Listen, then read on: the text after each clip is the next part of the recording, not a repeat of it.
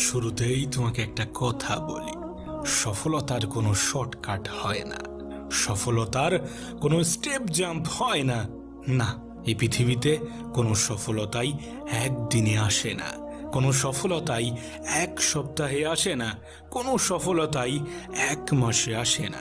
তার পিছনে বছরের পর বছর কঠোর মেহনত লাগে। জীবনে সফল হওয়ার জন্যে মেহনতের কোনো বিকল্প হয় না।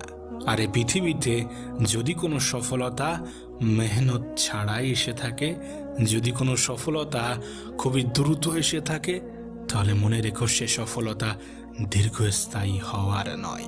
তুমি যে কোনো এক্সাম্পল নিতে পারো, যাদেরকে তুমি পছন্দ করো, দেখবে তাদের কেউই একদিনে সফল হয়নি। তাদের সফলতার যাত্রাটা অনেক বেশি কঠিন। তাহলে কিভাবে মনে করো যে তোমার ক্ষেত্রে যাত্রাটা সহজ হবে?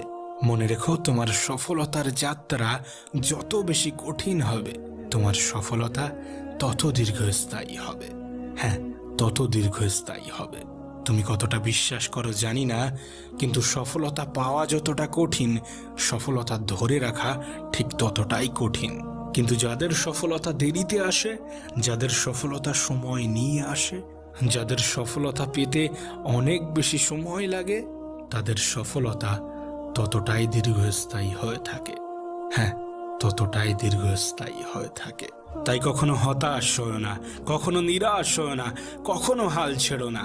মনে রেখো, তোমার আজকের দিনগুলো যদি কঠিন হয়, তাহলে তোমার আগামী দিনগুলো অনেক বেশি সহজ হবে। আর যদি তোমার আজকের দিনগুলো সহজ হয়, তাহলে আগামী দিনগুলো তোমাকে অনেক বেশি কষ্ট দেবে। হ্যাঁ, অনেক বেশি কষ্ট দেবে। তাই নিরাশ হও না, কখনো নিজের প্রতি বিশ্বাস হারিও না। হ্যাঁ, কখনোই নিজের প্রতি বিশ্বাস হারিও না। নিজের প্রতি বিশ্বাস রাখাটা অত্যন্ত গুরুত্বপূর্ণ, অনেক বেশি গুরুত্বপূর্ণ। আরে তুমি নিজেই যদি নিজের উপরে বিশ্বাস না রাখো, তাহলে এই পৃথিবীর পরিচালক তোমার উপরে কিভাবে বিশ্বাস রাখবে? তুমি কি জানো জীবনে সফল হওয়ার জন্য কি কি প্রয়োজন? 3টি জিনিসের প্রয়োজন। যদি 3টি জিনিস তোমার মধ্যে থাকে, যদি 3টি জিনিসকে আয়ত্ত করতে পারো, তাহলে এই পৃথিবীর কেউ তোমাকে সফল হওয়া থেকে দূরে রাখতে পারবে না, তোমার সফলতার পথে বাধা হতে পারবে না। নাম্বার 1, নিজের প্রতি বিশ্বাস। হ্যাঁ, সফল হওয়ার জন্য নিজের প্রতি বিশ্বাস রাখাটা অত্যন্ত গুরুত্বপূর্ণ। নাম্বার 2, ধৈর্য। হ্যাঁ, জীবনে ধৈর্য ধরাটা অত্যন্ত গুরুত্বপূর্ণ। মনে রেখো, সফলতার পথে তোমাকে অনেকগুলো বিফলতার সঙ্গে লড়াই করতে হবে, তোমাকে অনেকগুলো বিফলতার মুখোমুখি হতে হবে। আর সমস্ত কিছুর জন্য তোমার যেটার প্রয়োজন পড়বে সেটা হচ্ছে ধৈর্য। তাই ধৈর্য ধরাটা, ধৈর্য ধারণ করাটা অত্যন্ত গুরুত্বপূর্ণ। জীবনে সফল হওয়ার জন্যে ধৈর্যের ভূমিকা অনেক বেশি। আর হ্যাঁ, জীবনে যদি রিজেকশন আসে, জীবনে যদি বিফলতা আসে, তাহলে হতাশ হও না। মনে রেখো, সফল ব্যক্তিদের গল্পের শেষে হয়তোবা সফলতা থাকে, কিন্তু তার আগে অনেকগুলো রিজেকশনও থাকে। আর তোমার জীবনে এটা হবে না, তেমনটা তো হতে পারে না। তুমি সফল হবে অথচ বিফলতার সম্মুখীন হবে না, কোনো রিজেকশনের সম্মুখীন হবে না, এমনটা তো হতে পারে না। প্রতিটা বিফলতা থেকে শিক্ষা নাও। এত হতাশ হওয়ার কিছু নেই, এত দুঃখ পাওয়ার কিছু নেই, এত ভেঙে পড়ার কিছু নেই। না, এটা শুধু তোমার সাথে নয়, এ পৃথিবীর প্রত্যেকটা সফল ব্যক্তির শুরুর অধ্যায়গুলো খুলে দেখো। তুমি রিজেকশনই পাবে, তুমি বিফলতার গল্পই পাবে। হ্যাঁ, তুমি দুঃখ, কষ্ট, হতাশার গল্পই পাবে। তাই এটা নতুন কিছু নয়, এটা ভিন্ন কিছুই নয়। এমনটাই হয়ে আসছে, তোমার সাথেও হয়তোবা এমনটাই হবে। তবে হ্যাঁ, শেষটা তোমারই হবে, যদি তুমি বিশ্বাসী হও, যদি তুমি ধৈর্যশীল হও, যদি তুমি মেহনতি হও।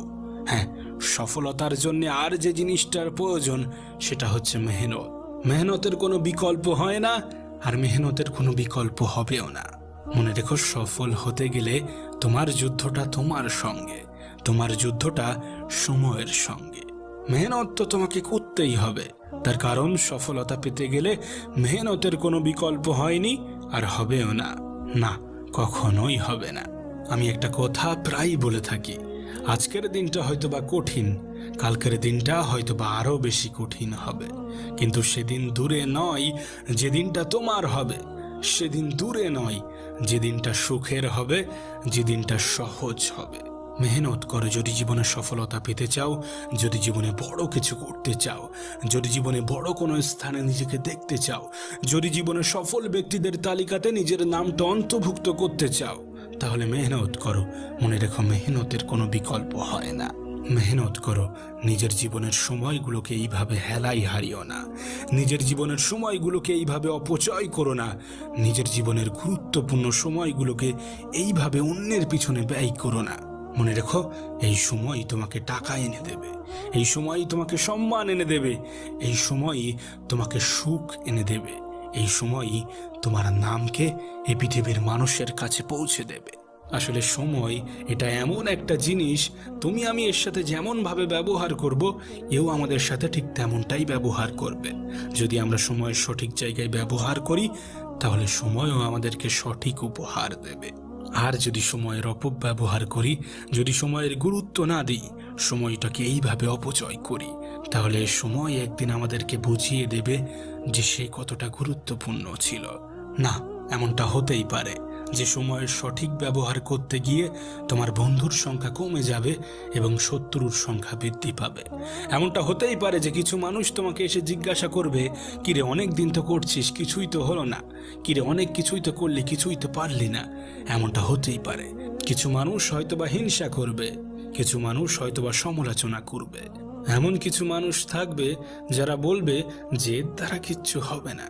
কিন্তু তুমি যদি এদের কথায় গুরুত্ব না দাও, তুমি যদি এদের কথাগুলোকে কানে না নিয়ে নিজের কাজে লেগে থাকো, নিজের পিছনে সময় দাও, তাহলে এই মানুষগুলোই একটা সময় পরে তোমার জন্য হাততালি বাজাবে। এই মানুষগুলোই একটা সময় পরে তোমাকে বলবে যে না, আমরা জানতাম তুই পারবি, আমি জানতাম তোর দ্বারা সম্ভব, তোর মধ্যে একটা অন্য কিছু আছে, একটা অন্য রকম কিছু আছে।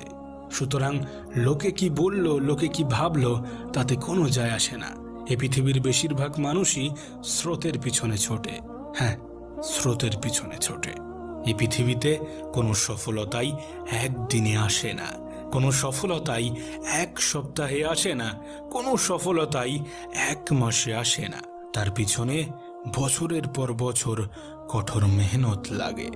আজকের দিনটা হয়তোবা কঠিন, কালকের দিনটা হয়তোবা আরো বেশি কঠিন হবে, কিন্তু সেদিন দূরে নয় যে দিনটা তোমার হবে, সেদিন দূরে নয় যে দিনটা সুখের হবে, যে দিনটা সহজ হবে।